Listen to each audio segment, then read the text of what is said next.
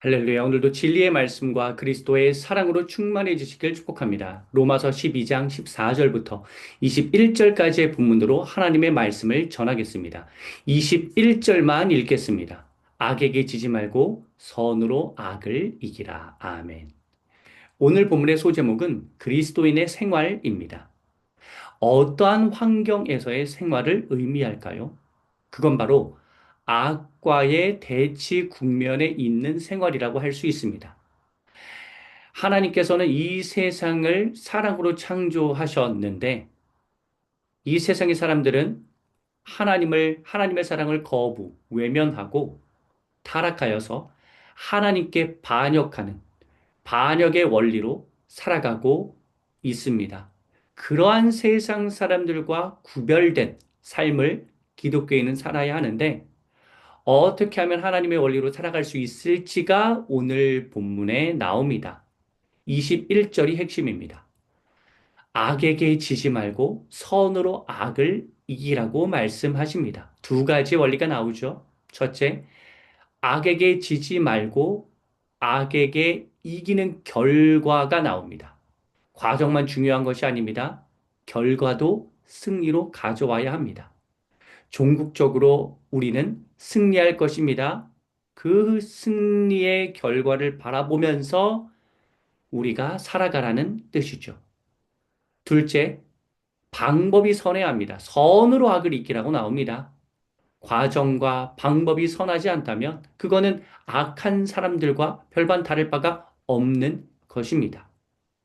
이러한 21절, 과정과 결과에서 선하신 하나님을 드러내는 그 구체적인 방법이 14절부터 20절까지에 나옵니다. 이는 기독교적인 태도이자 삶을 대하는 자세라고 할 수 있습니다. 17절, 악을 이기는 방법 중 하나는 모든 사람 앞에서 선한 일을 계속 쌓아가는 것입니다. 거짓 정보를 이기는 방법은 두 가지인데 그 거짓이 무엇을 조작하였는지, 무엇이 틀렸는지를 꼼꼼하게 파헤치는 방법이 하나가 있고 또 다른 하나는 그 악보다 더 많은 선을 제시하는 것입니다. 그것도 하나의 방법입니다. 예를 들어 깨어진 가정이 많은 세상에 살고 있죠, 우리가. 불륜이 난무하는 세상 속에 살고 있습니다. 그때 행복한 가정의 모습을 보여주고 불륜을 저지르지 않으면서도 얼마나 행복하게 살아가는 부부가 많은지를 사람들에게 보여주면 그렇게 선하신 하나님의 원리를 세상 사람들에게 보여주면 사람들은 이 세상에 선한 사람이 참으로 많구나라고 깨닫게 될 것입니다. 18절, 우리는 가능하다면 모든 사람과 화목하게 지내야 합니다. 화목하게 지내는 방법, 구체적인 방법이 15절, 16절에 나옵니다. 타락한 세상은 15절에 나오는 하나님의 원리와는 다르게 즐거워하는 사람들의 즐거움을 빼앗고 우는 사람들을 조롱합니다. 겉으로는 함께 즐거워하고 울어주는 것처럼 보여도 속은 다를 수 있습니다. 하지만 우리는 진정으로 함께 즐거워하고 함께 울어주는 공동체를 형성해야 합니다. 15절 말씀에 관해서는 제가 인공지능 시대에 기독교라는 제목으로 별도 영상을 촬영하였으니 참고하시면 좋겠습니다. 16절 말씀 역시 유념해야 합니다. 사람들은 너무 오만하여서 조금만 잘 나가면 자기보다 아래라고, 상대방을 아래라고 여기는 그러한 태도로 사람들을 대합니다. 여러분, 내가 높다고 생각하지 마십시오. 내 위에 계신 하나님을 떠올리십시오. 우리는 도토리 키재기에 불과하다는 사실을 꼭 깨달으십시오. 마음을 같이 하라는 말은 내가 더 높아지지 말고 같은 마음, 같은 위치에 있다는 사실을 기억하라는 의미이기도 합니다. 가능하다면 모든 사람과 화목하게 지내라는 말에는 화목하게 지내기 어려운 사람도 있다는 뜻을 내포하고 있는 셈이죠.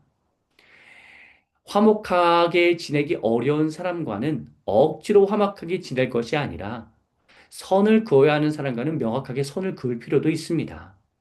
화목하게 지내기 어려운 사람을 원수라고 칭할 수 있는데 원수라고 칭할 수도 있는데 14절, 19절, 20절에는 원수를 어떻게 대해야 하는지가 나옵니다.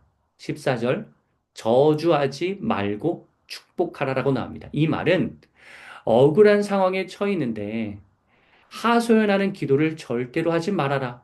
뭐 우리가 기도하다 보면 하나님 저 사람 멸하여 주십시오. 이런 기도를 할 수밖에 없는데 다윗처럼 그 기도를 해서는 안 된다라는 뜻이 아닙니다. 하나님께 이 말씀은 하나님께 부정적인 생각과 감정을 다 쏟아낸 다음에 그 사람을 축복하는 마음이 생기는 경험을 하라는 뜻입니다. 여러분 데살로니가서 5장 16절에도 막 항상 기뻐라는 말씀이 있는데 이 말씀은 절대로 슬퍼하지 말라는 뜻이 아니라 슬픔을 다 쏟아낸 후에 다가오는 기쁨을 경험하라는 의미이듯이 이 말씀도 내가 축복할 마음이 들게 하시는 그 하나님을 경험하라는 의미입니다. 그러니 마음껏 내 안에 있는 모든 감정을 토로하고 생각을 다 아뢰는 그러한 기도를 다윗처럼 시편의 기자처럼 하셔도 괜찮습니다. 19절, 원수를 갚지 말고 하나님의 진노하심에 맡기라는 이 말씀은 처벌해서는 안 된다는 뜻이 아닙니다.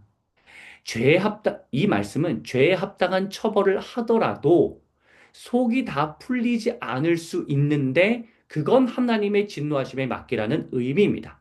만일 이 말을 처벌하지 말라는 의미로 해석하면 이 세상의 모든 법관을 다 없애야죠. 그 말이 아닙니다.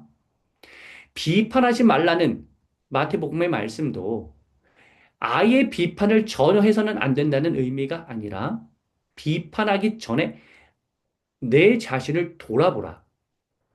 내가 정말로 하나님 앞에서 정결한지를 먼저 점검해 보라라고 하는 의미이듯이 19절 말씀도 잘 해석해야 하는 것입니다. 끝으로 20절.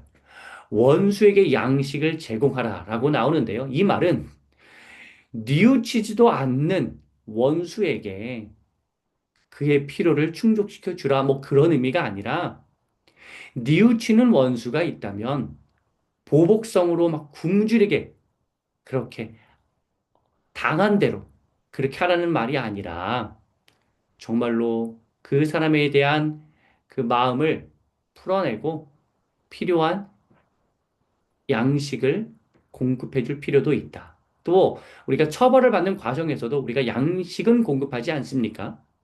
그러니까 그런 어떤 기본적인 어떠한 그 공급은 해줘야 한다. 그런 의미입니다. 그렇게 하면 그 행동은 숯불을 쌓아두는 셈인데 이 의미는 이 죄를 지은 사람이 더 미안해지고 이제는 선하게 살아야 되겠다라고 다짐하는 데 도움을 줄 것이라는 뜻입니다. 전혀 뉘우침이 없고 그런 사람에게는 좀 더 엄한 처벌을 해야 되겠죠. 하지만 우리가 뉘우치는 사람이 있다면 그 사람은 정말 다시 하나님의 원리로 살아갈 수 있도록 도와줄 필요가 있다라고 하는 의미로 이 20절 말씀을 받아들여야 합니다. 사랑하는 성도 여러분, 악한 세상에서 오늘도 우리는 하나님의 선을 드러내면서 살길 하나님께서는 원하십니다.